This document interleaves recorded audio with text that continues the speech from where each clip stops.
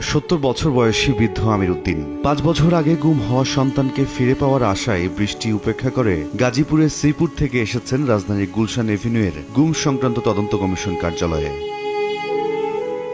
2019 সালের 11 ফেব্রুয়ারি শ্রীপুরে চায়ের দোকান থেকে সাদা পোশাকে আইনশৃঙ্খলা বাহিনী পরিচয়ে ছেলে মাসুদ মিয়াকে মোটরসাইকেলে করে তুলে নিয়ে যায়। এরপর থেকে আর কোনো খোঁজ মিলে না দুই সন্তানের বাবা মাসুদের। এরপর থানায় কোনো মামলা না নিয়ে ভয়ভীতি দেখিয়ে ফিরিয়ে দেয়া হয়। এরপর কোর্টে মামলা করলে পিবিআইয়ের কাছে তদন্তের ভার দেয়া হয়। এক পর্যায়ে পিবিআই সত্যটা চেপে যায় বলে অভিযোগ করেন ভুক্তভোগী স্বজনরা। আমি থানায় গেছি, থানায় আমি কইছি পরে আমি খোঁজাখুঁজি দিয়ে আমার ছেলে আছে।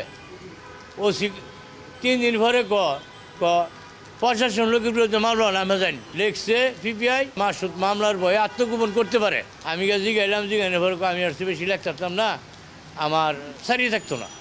আমি সত্য ঘটনা যেটা ভাই